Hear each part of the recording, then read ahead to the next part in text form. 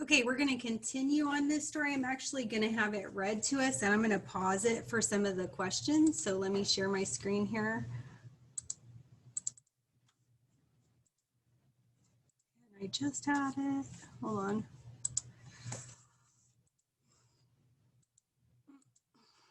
Sorry about that. I had it right up here and then I just lost it. Here we go. No Dragons for Tea, Fire Safety for Kids and Dragons. Written by Jean Penzilwall. Illustrated by Martine Corbaugh. One warm sunny day at the end of last week, my mom and I went for a walk to the creek. As I raced down the hill in my little red wagon, I veered to the left and smacked into a dragon. I suppose he could see there was fear in my eyes as I jumped to my feet, quite filled with surprise. He sheepishly grinned and stepped out of the way, but he seemed so polite that I asked him to play. He had a cute bear and some other toys too. With my shovel and pail, we'd have oodles to do. We ran to the creek and then on to the bay, where we played on the beach for the rest of the day. Have you ever played on the beach with a dragon before? Kind of strange to me. Then Mom waved and said, now it's time to go eat. Let's pack the red wagon and head up the street. It's hard to stop playing with friends old or new, so I asked if the dragon could come to eat too. Mom wrinkled her brow and squinted her eyes, looking up at the dragon's incredible size. I begged and I pleaded, then said very sweet, we won't make a mess, we'll be tidy and neat.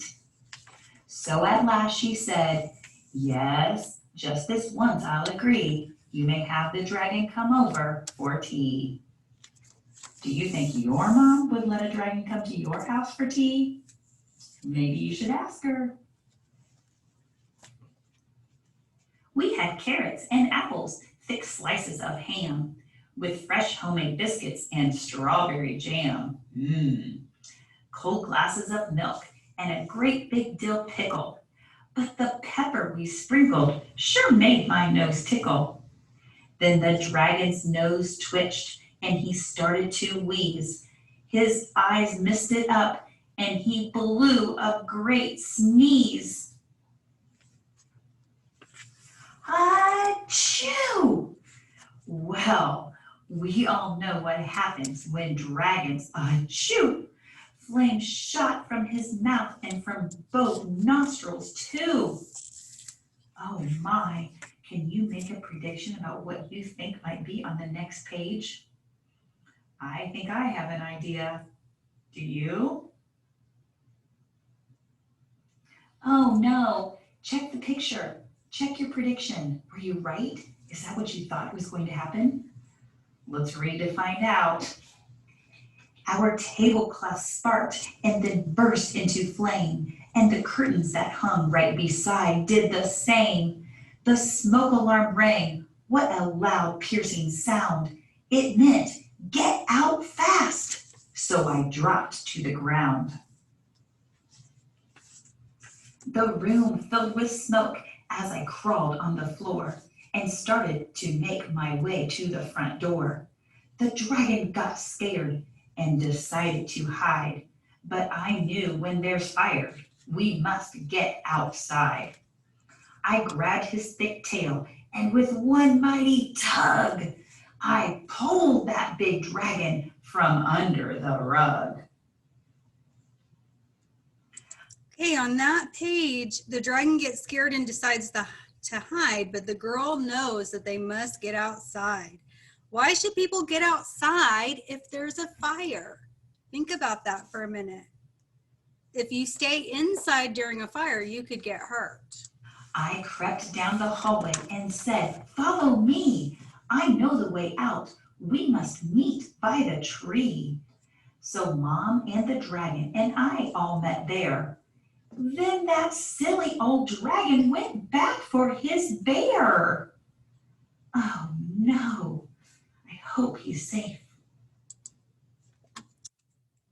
Okay, so on that part of the story, how do you think the mom and the girl knew to meet by the tree? Do you think it's something they planned out beforehand? Why should you never go back inside if there's a fire? Think about that. Okay, let me go back to the story. We ran up and caught him and wouldn't let go. And I said, listen, dragon, here's what you should know. Don't ever go back. That just will not do. We can get a new bear, but we can't replace you.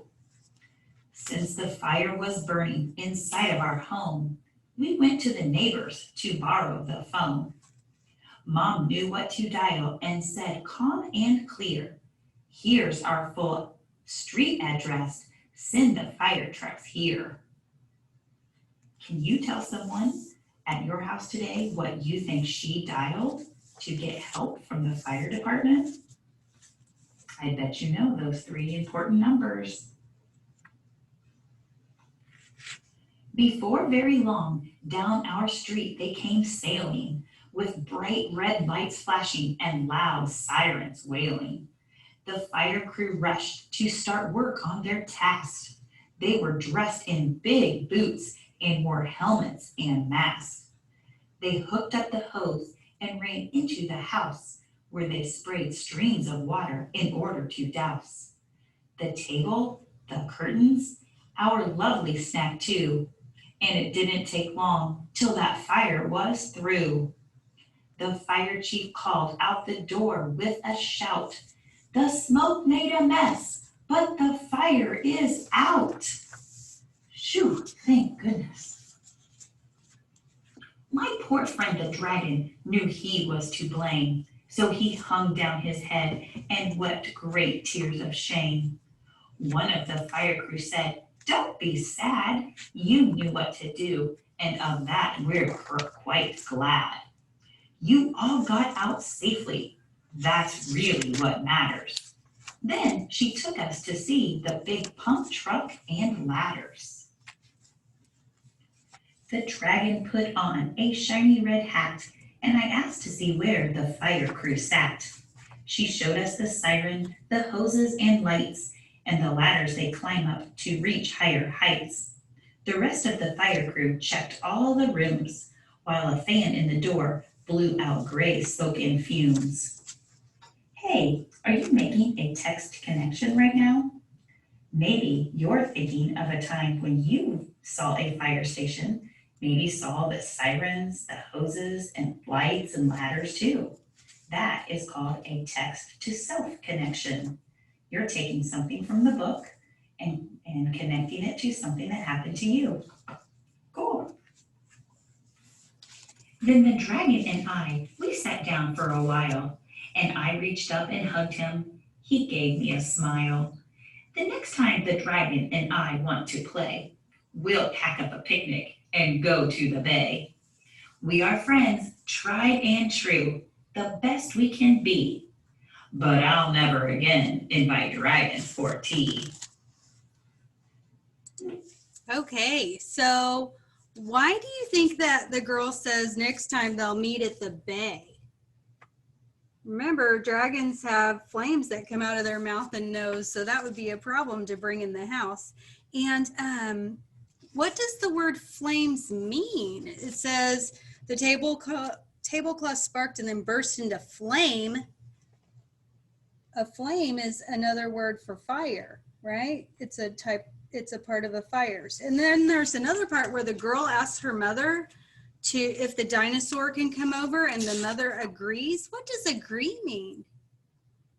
Agree means that she said yes, that she was asked and she agreed to have the dragon come over. All right, that's our star story for the day.